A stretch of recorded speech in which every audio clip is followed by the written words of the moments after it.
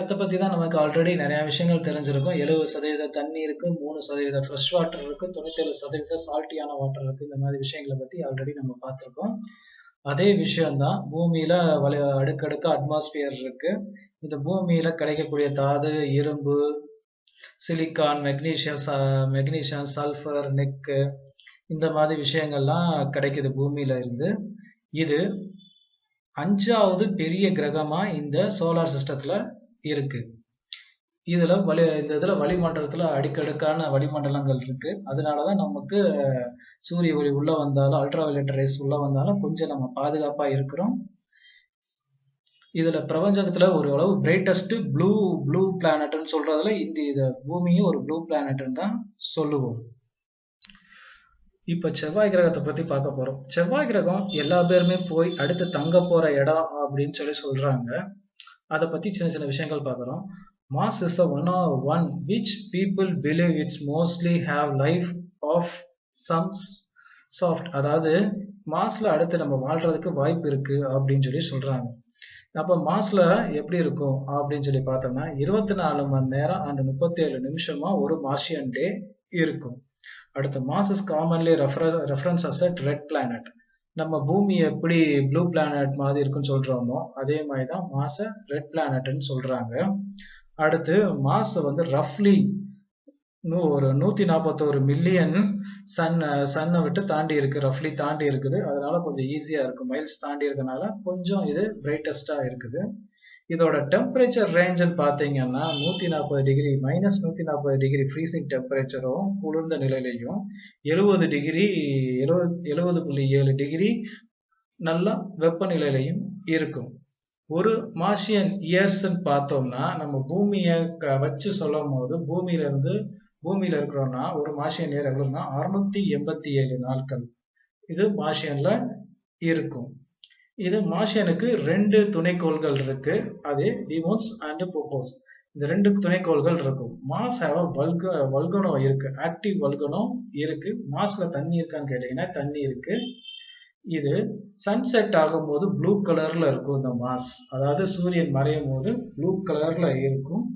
இந்த சூரியன் மறையும் போது இருக்கையிலேயே ரொம்ப கோல்டாகும், அதாவது குளிர்ந்த நிலையாகும் பூமியை விட.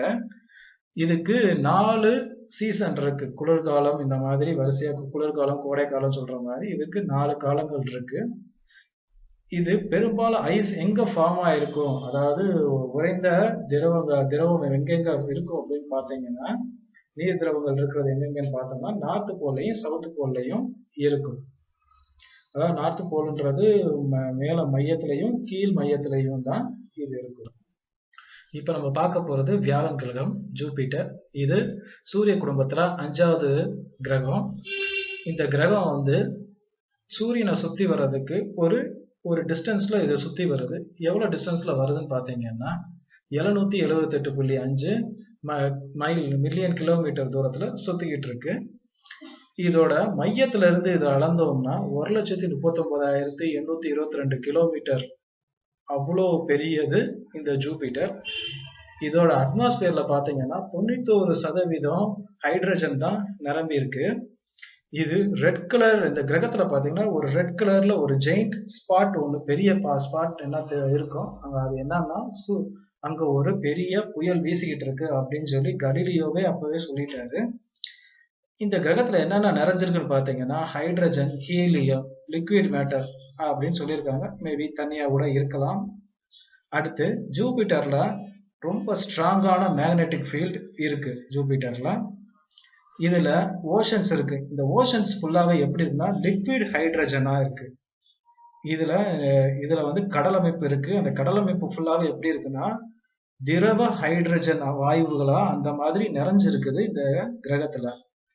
இதுல 318 மடங்கு பெருசு இந்த ஜூபிட்டர் பூமியை விட 318 மடங்கு பெருசு. அடுத்து இது கூட துணைக்கோள்கள், அதாவது பூமிக்கு நிலா எப்படி இருக்கோ அதே மாதிரி இதுக்கு நிலான்னு பார்த்தீங்கன்னா சுமார் 67 நிலாக்கள் இருக்குன்னு சொல்லியிருக்காங்க. இயற்கையில அதிகமான கிரகங்கள் உள்ள துணைக்கோள்களை கொண்டவங்க இவங்கதான்.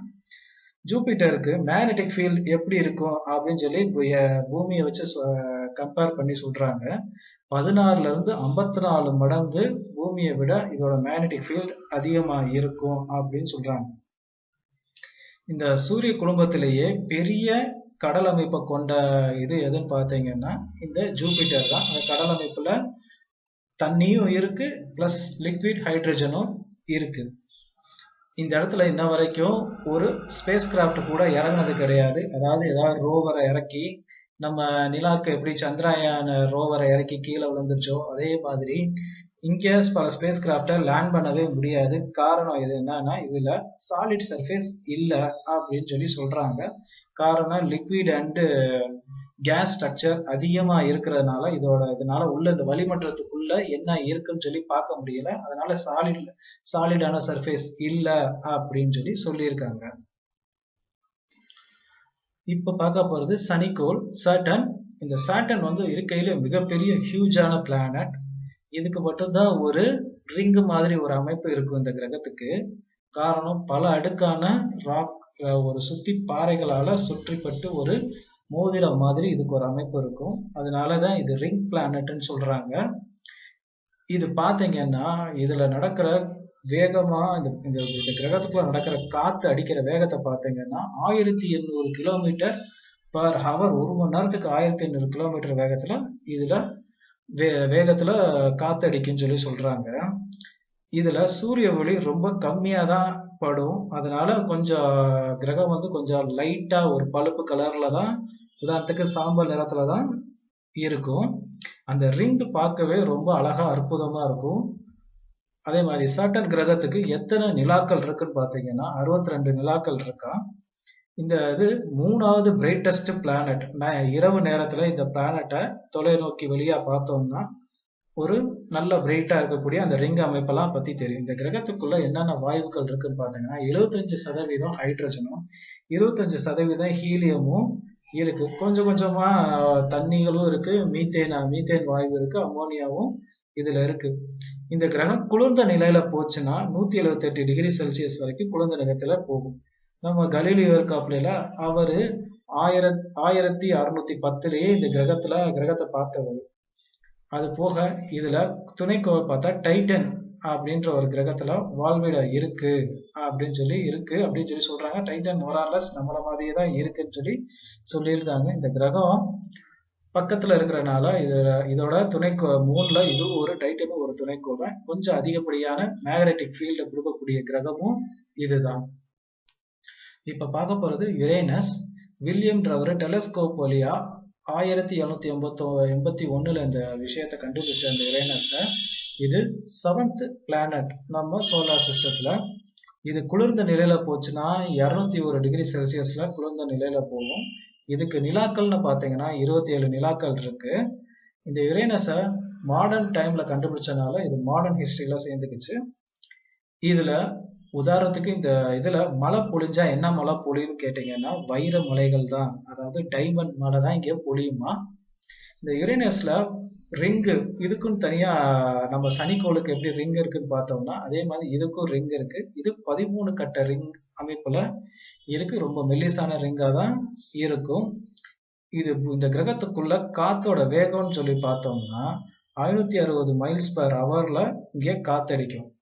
அதே மாதிரி இதுல லேயர் இருக்கு, 3 லேயர். என்னென்ன லேயர் பாத்தீங்கன்னா ட்ரோபோஸ்பியர், ஸ்ட்ராட்டோஸ்பியர் அண்ட் தெர்மோஸ்பியர்னு 3 லேயரா பிரிச்சிருக்காங்க. இது பாக்குறதுக்கு ஒரு ஜெயிண்ட் டார்க் ஸ்பாட்ல இருக்கிற மாதிரி ஒரு பிளானட் மாதிரி தான் இது இருக்கும். இத பூமியை கம்பேர் பண்ணி பார்க்கும் போது 84 வருஷம் இருந்தாதான் இது சூரியனை சுத்தி வருமா. நம்ம பூமியில 84 வருஷம் நடந்துச்சுனாதான் இது சூரியனை சுத்தி வந்திருக்கும், ஒரு ரவுண்டு சுத்தி வந்திருக்குமா. அவ்வளவு பெரிய விஷயம் நடந்துட்டு இருக்கு.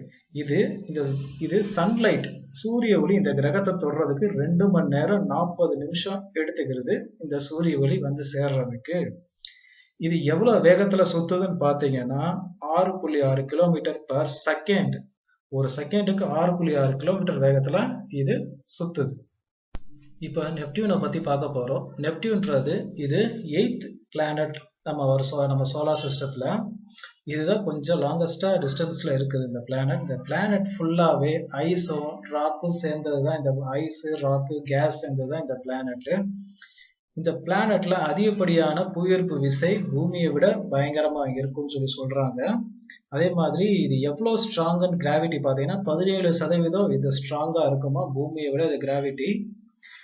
இதுல ஃபர்ஸ்ட் பர்சன் யார் பார்த்தா இந்த நெப்டியூனை பார்த்தானா நம்ம கலீலியோ தான் பார்த்திருக்காப்ல. அடுத்து நெப்டியூன்ல ஒரு சோலார் புயல் அடிச்சுக்கிட்டு இருக்கு. ரொம்ப ஸ்ட்ராங்கான புயல் போயிட்டு இருக்குன்னு சொல்றாங்க. இதுக்கு ரிங் அமைப்பு, அதாவது மோதிரம் எப்படி கையை சுத்தி இருக்குமோ அதே மாதிரி இந்த பிளானட்டை சுத்தி ஒரு ரிங் அமைப்பு இருக்கு. அடுத்து இந்த பிளானட் சுத்தி வர்றது, அதாவது ஒரு சுத்துறதுக்கு 16 மணி நேரம், பூமியோட படி 16 மணி நேரத்திலேயே ஒரு சுத்தி முடிச்சிருமா. இந்த பிளானட்ல என்ன இருக்கு பார்த்தோம்னா வாட்டர் இருக்கு, அமோனியா இருக்கு, மீத்தேன் இருக்கா. காரணம் வாட்டர் இருக்க காரணம் இந்த பிளானட் குளிர்ந்த நிலைக்கு போறதுனால வாட்டர் இருக்க சான்ஸ் இருக்கு. இது நெப்டியூன் பார்த்தோம்னா இது 13 நிலாக்களை கொண்ட ஒரு பிளானட். இப்போ பார்க்க போறது ப்ளூட்டோ. ப்ளூட்டோ ஃபர்ஸ்ட் எப்ப கண்டுபிடிச்சாங்கன்னு பாத்தீங்கன்னா 1930. பார்ட் பி வீடியோ முடிஞ்சிருச்சு. பார்ட் சி வீடியோ கண்டினியூ ஆகும். நெப்டியூன்ல இருந்து கண்டினியூ ஆகும். அதுக்கடுத்து ப்ளூட்டோக்கு வரும். நீங்க அப்படியே அந்த வீடியோ கண்டினியூ பண்ணி பார்க்கலாம். மறந்துடாம நம்ம சேனலுக்கு லைக், ஷேர், சப்ஸ்கிரைப் பண்ண மறந்துடாதீங்க. கண்டிப்பா உங்க ஃப்ரெண்ட்ஸ்க்குலாம் ஷேர் பண்ணுங்க. தேங்க்யூ.